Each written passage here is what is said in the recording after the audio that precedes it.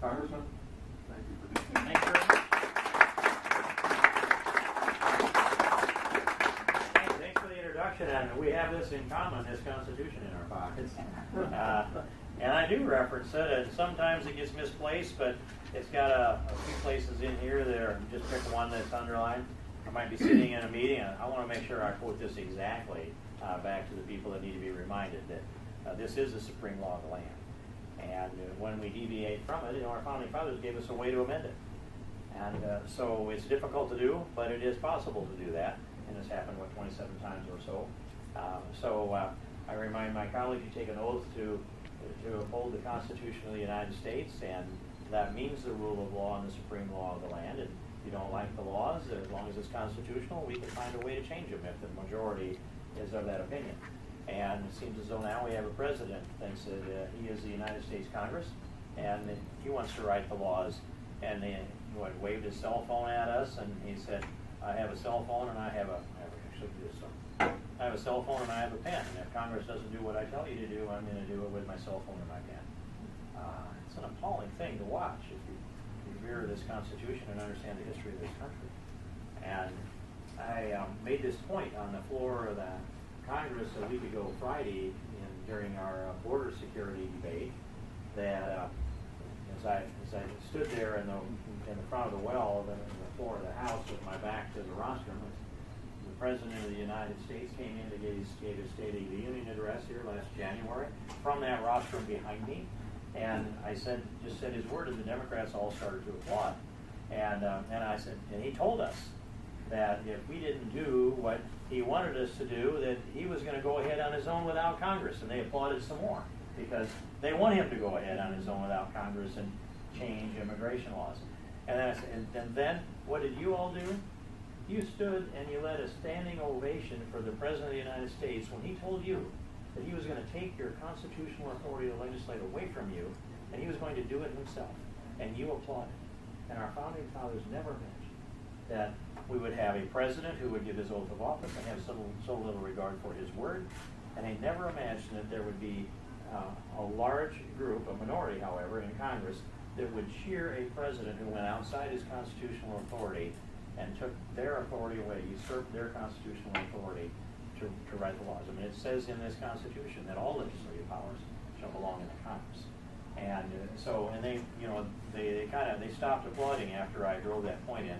How do you go home and tell your constituents that you took an oath to uphold the Constitution when you cheered the president taking the authority that is granted to you in this Constitution? So that's at the center of what's going on in this country today. And the immigration issue comes up in every single stop. So I could take the conversation someplace else. It's likely going to get there anyway. So I'll just tell you that the president has decided that he can write immigration law, and that there are three components to this. Two of them are at the hand of the president, and the other one is a little bit different. So the one that's a little bit different is this: the legislation that's been named the William Wilberforce legislation, if that rings a bell, or you can call it the 2008 legislation that was designed to address human trafficking. People that are smuggling, especially girls, into the United States for the purposes of turning them into sex slaves. And it was an effort to try to alleviate that brought about this William Wilberforce law back in 2008. Actually, it started in 2007. But they wrote a new bill that very few had seen and introduced it in December 9th of 2008. When a bill's introduced, you don't take particular note of that. Several thousand get introduced every Congress. That was the second to the last day of the Congress, of the legislative session. The next day, it was referred to three committees. Next day, on December 10th, we went to the floor, finished our debate, put up our last votes, and then headed out to the airport to go home for Christmas. And after that last vote, after nearly everyone left the Capitol building, a small little group, and I mean a handful of people, asked unanimous consent to take this bill up that had been introduced the night before, this Wilberforce bill, and they asked that it be a unanimous consent for it to be discharged from committee, debated on the floor, they voice voted it, there was no recorded vote, sent it over to the Senate, where the Senate was there waiting to catch the lateral. They did a very short debate, voice voted that, then into the president's desk, where the President Bush signed that bill on December 23rd of 2008. What it does is it creates this huge loophole for unaccompanied alien juveniles from countries other than Mexico to be put into the custody of Health and Human Services rather than put back to their home country. And so they've been exploiting that loophole that was created in the language of the bill that nobody voted for, and then exploiting that, putting them into custody of Health and Human Services. Tens of thousands of unaccompanied alien juveniles have been distributed across the United States, as far as I know, into every state, certainly into Iowa, but also Hawaii, Alaska, to give you a sense of the breadth of this. At taxpayer expense, delivered into households where there's not a legitimate background check that is done. Many of the households are legal households, but they don't know whether they're going into a crack house, a drug house, a cat house, or an MS-13 gang house, or it could be a wholesome home. And it actually probably in most cases that is true, but in many cases it is not. That's one piece of legislation that has been exploited, and that's one of three components that bring about this problem we're dealing with. The second one is the president's DACA language, where deferred action on childhood arrivals, where he has issued an executive edict that says that if you came to America, if you can assert that you came to America before you were 16 and before the end of 2011, then you get to stay and here's your work permit. He has no constitutional authority to do that. He's done it anyway. And then the third piece is the Morton memos, which came out 2 years ago last June. That was the president's directive that they not enforce immigration law against people that are that unless they committed a felony or they commit a combination of 3 serious misdemeanors, which I don't know yet anybody's been able to commit that combination of 3 serious misdemeanors, although there have been some felons that have been deported. Many more have been released onto the streets, you might remember, 36,000 and some for starters. So the president has created, coupled with this 2008 law, which I do not put that at the president's feet, but the other two I do, have created this combination which is administrative amnesty for almost everyone, or at least everyone who hasn't committed a felony or these 3 mysterious misdemeanors. That's the scenario that we're in. And then the messaging that has gone down into Mexico, but even more so Central America, is if you can get into America, you get to stay. And, you know, that's the truth, actually, because they're not enforcing the law. So I went to the border last week, and or a little over a week ago, I guess it's 2 weekends ago now, and Michelle Bachman and I went down, and we spent parts of 4 days, but in the heart of that, two long full days. Started out at the mouth of the Rio Grande River where it dumps into the Gulf. That's the most southerly tip of Texas, and that's the place where I set the corner post to build the fence and start building from there. And we actually went down there and planted a flag right there, and came back out of there. We made all the stops that we could along the border, including the ports of entry in Brownsville and McAllen and the Border Patrol sector there, their headquarters at McAllen, where that's where they've been mostly flooded with the real concentration of illegal people coming in. Briefings along the way at each of those stops, transfer centers that they've set up to deal with the unaccompanied alien juveniles, and received briefings from Border Patrol, Customs Border Protection, a FEMA officer, others that are working with the Health and Human Services. From there, when the president says that Ukraine is not a square on a Cold War chessboard, he's wrong, and Putin sees it as such. And so there's much that we needed to do in the face of the threat that he is. Very little of it is done, some sanctions against Russia, and that's about it.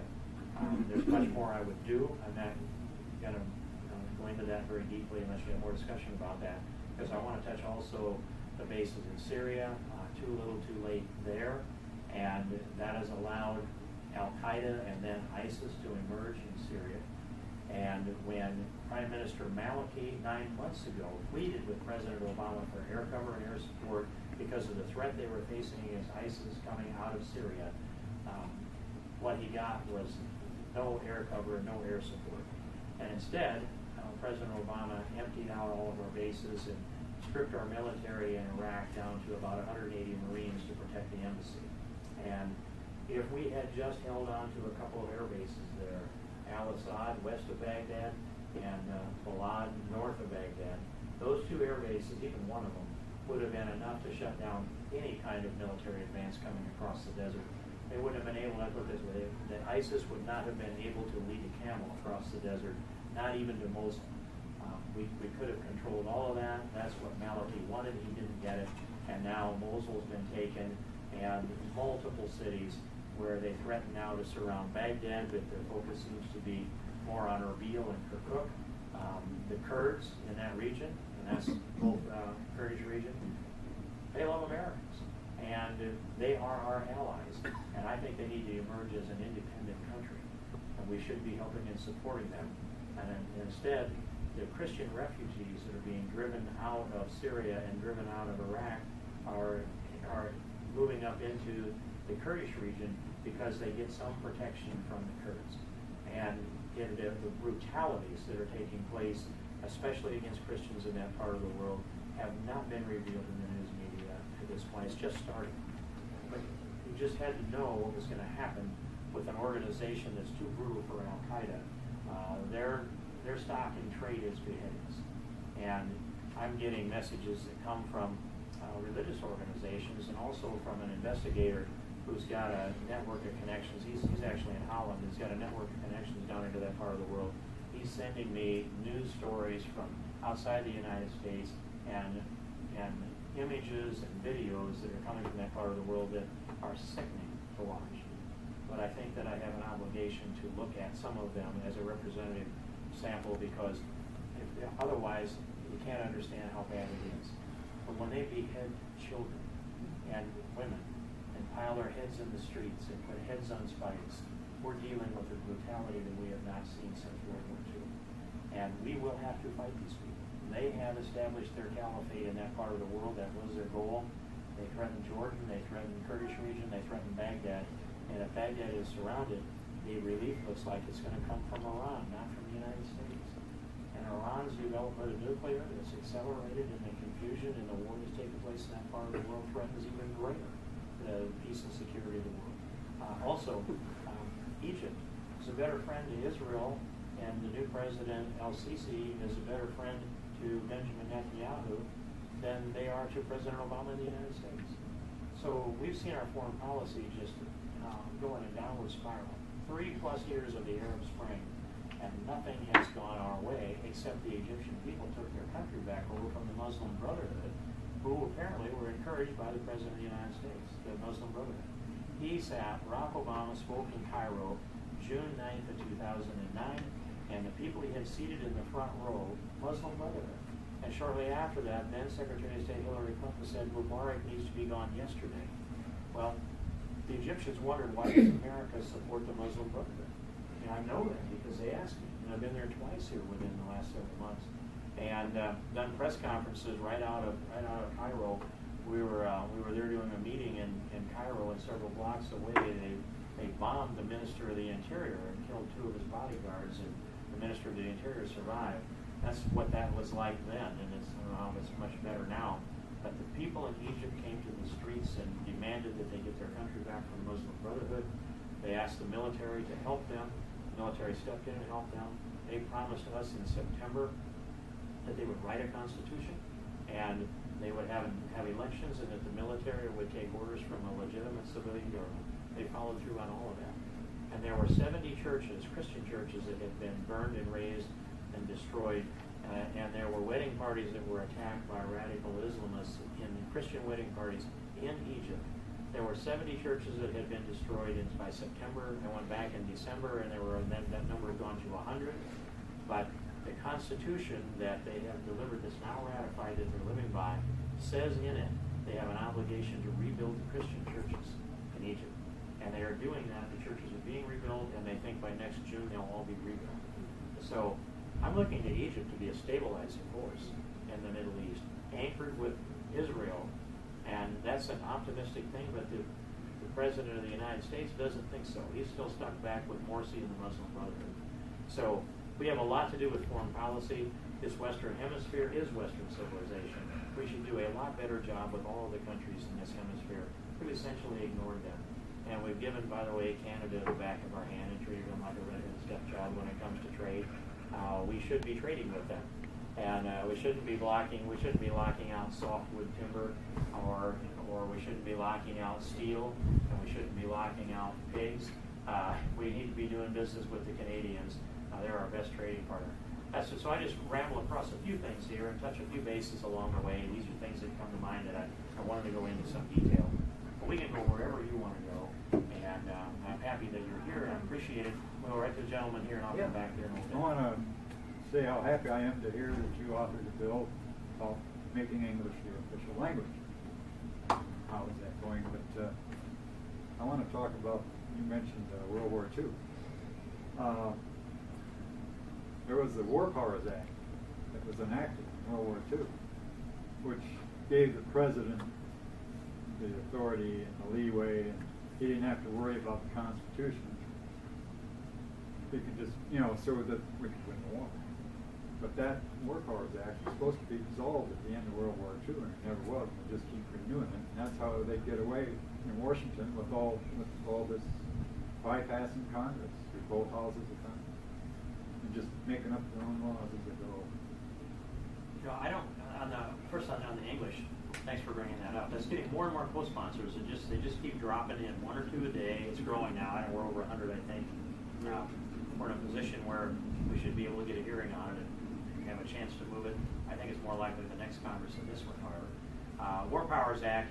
I'm not aware of what might have been written as far as the authorization setting on it. But here's how I understand how the War Powers Act has worked, and that is that it's never been litigated. So the tension between the commander-in-chief and the Congress exists, and it's kind of a little bit of a tug of war over the War Powers Act. How much authority does the president have versus how much authority does Congress have, and where does that settle in if tested? And here's how I look at it like this. The President of the United States is the commander-in-chief. He has to have the authority to command our military into action in an instant, especially in this nuclear era.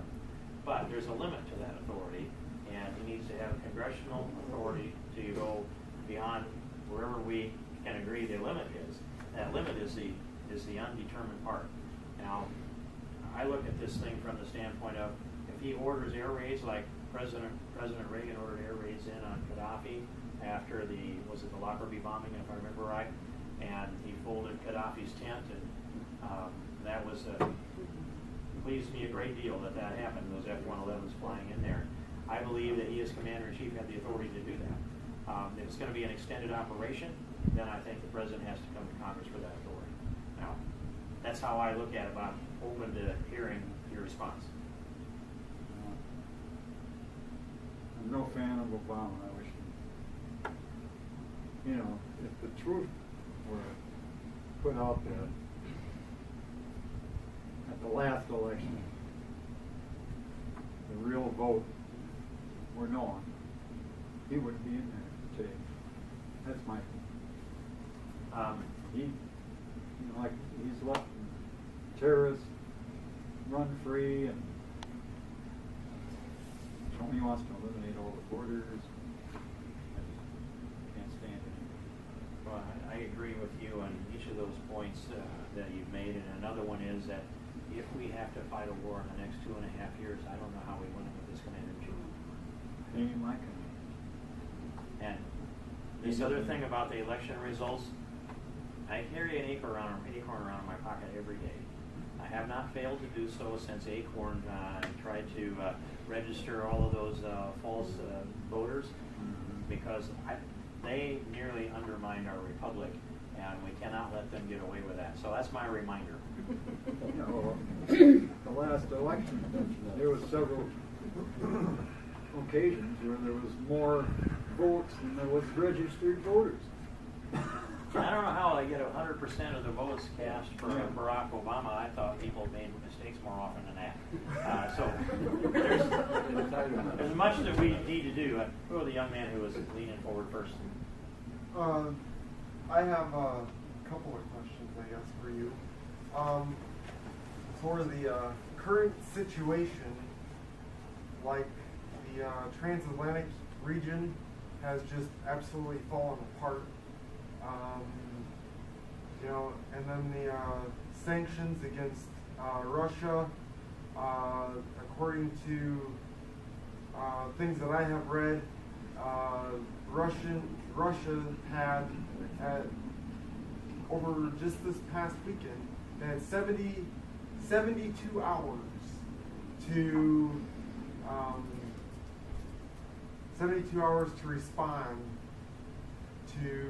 for the Brits, for British and the U.S.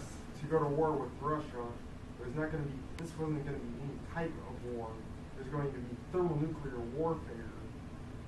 And this president, like you already know, he is an imperial president, and this is how he runs.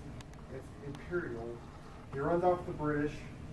The Queen, he is the Queen's puppet. And is how he works is, all right, we've already done bailout with Britain, Great Britain, or whatever you want to call it. We've already done bailout, but now we're in a bail-in policy. A bail-in policy is basically an elevator on the 80th floor with the with its cables cut. What's going to happen to that elevator what's going to happen to that elevator? Well, when it's coming down and it's just gaining more and more speed, when it comes down, well, what's going to happen when it hits the bottom? It's going to make a huge crash. I'm wondering. I'm asking you, Mr. Congressman, why don't we have Glass-Steagall? Like Tom Harkin had already had legislation put into the Senate as S-985. There's also another one for H.R. 129. We are still looking for more and more co-sponsors for H.R. 129. And or you can. Yeah. Get to it. Go back and say something. What's your thoughts on Glass-Steagall? Yeah, I'd be supportive of that, and going back to it. And I am for repealing Dodd-Frank, and I'm for repealing the Sarbanes-Oxley, and going back to the financial regulation we had prior to that, and modernizing it if we need to. I wrote a bill back in during the financial meltdown in 2008 that addressed this thing, I think, in a far more effective way than it was addressed by the Obama administration, and that was to move Fannie and Freddie towards the capitalization requirements of the private sector, and also to allow for the repatriation of U.S. capital into the United States tax-free if it's invested in the toxic mortgages that we have, and also suspend capital gains on those investments into toxic mortgages, and end the Community Reinvestment Act. So there's a broad picture of how I see this thing financially, and I'm glad you did get to your question, but I wanted to make sure you got a chance to ask it. All right, then right here. Yes, I have one. Thank you for holding this meeting, because a lot of your congressmen and senators won't. So we appreciate your access with the people and that. But I want to thank you for your service and all you've done. And I want to thank goodness that you are a representative. I listened to you yesterday morning on Glenn Beck radio program. Oh. And very, very good points. But because what he's been doing and has said about the Tea Party, Mitch McConnell needs to be watched very closely. Okay?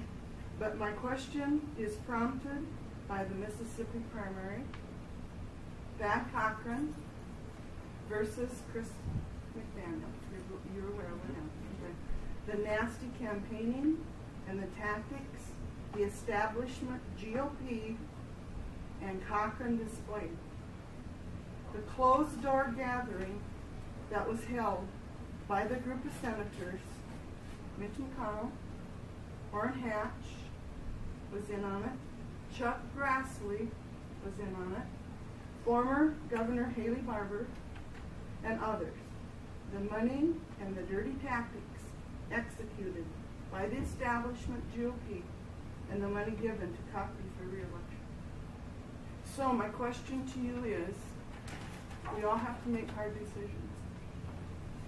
Suppose we are losing our republic, and you could save it, but to do so, you would have to sell or lose your soul and your integrity. Would you do it? Would I sell or lose my soul and my integrity to save the republic? I can't imagine how that would ever come about. It's the other way around. I would think that we can save our republic by preserving our souls and our integrity, and the soul and integrity of our civilization and our American culture. That's right. Because if you have your soul and your integrity, you can prevent it from being in public. But if you sell out and then you yes. say, well, I did this in order to preserve the republic because, and I see this rationale in Congress. People will get elected, they'll come in, and then some people will come around from the network of the party, and they will say, okay, now you need to vote the way we tell you to, and you need to go out and raise money and give it to the party, and then we'll take care of your election and we'll let you know how you're supposed to vote. And if you don't do that, then we aren't a team, and you aren't a team player.